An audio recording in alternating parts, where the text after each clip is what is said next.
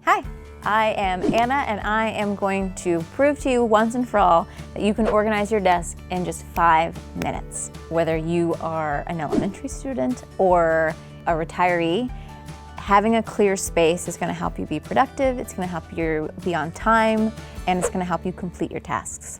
I would say if you have 5 minutes to spare to try to organize your desk, one, I would get your trash can right next to you. Quickly go through your papers or anything lying around your desk that's trash. I feel like we often are just like collecting different things throughout the day, whether it's like a tissue to an apple that we thought we'd finish and we didn't. So I would say that's a quick win, is quickly looking through, okay, this paper's trash. This thing I printed out for the meeting wasn't actually needed, it can go away. I would say if you're gonna be like not wanting to invest in a lot and like bare bones what you need to at least like stay on task and be like a sane, organized person, is, this might seem very obvious, but you'd be surprised, a pencil holder.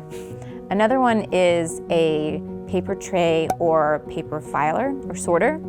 This just helps if you're someone who accumulates a lot of paper or has different files on your desk. Having a spot where they actually live and is labeled, whether it's like ingoing, outgoing, anything like that, that will be imperative to helping you stay organized. Of all the things that can really paralyze someone, paper is the one. People really let it build up to the point where then it's like, I don't know how I'm gonna get out of this hole that I've created for myself with paper.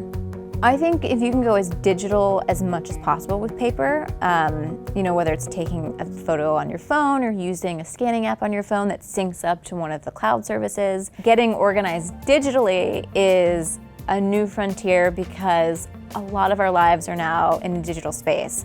And so much of what we do are on our phones or on our computers, so really being mindful. It's the same way that you would try to get organized at a desk or in your closet, in your home, is being mindful of what's coming in and what should go out. So digitally getting backups.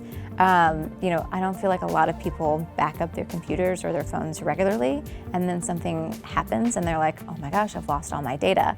So even setting something up as an automatic backup, whether it's using an iCloud service, Google Drive, or Dropbox, that will really go a long way. I think with cords, you have to be realistic with what you use every day.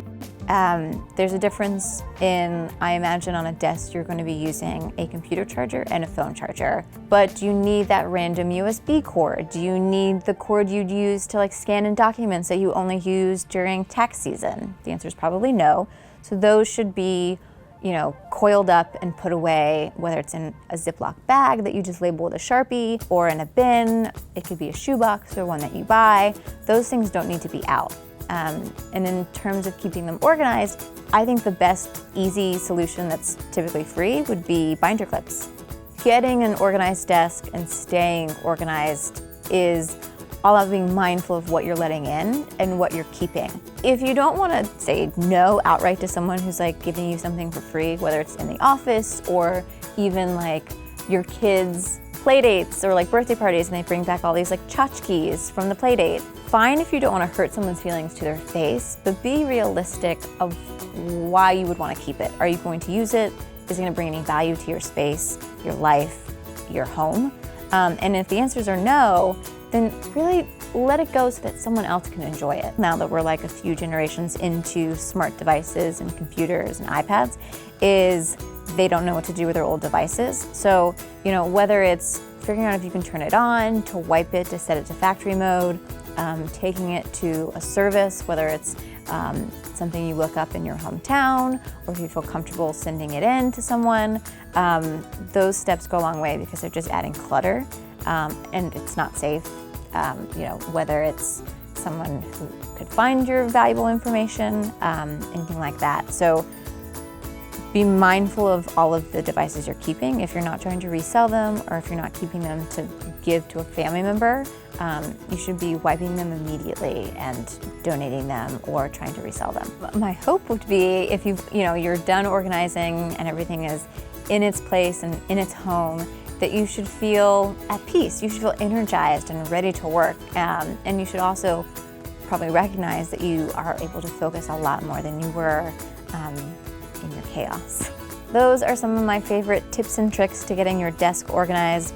I hope they helped you, and don't be intimidated by your desk. You can get it organized.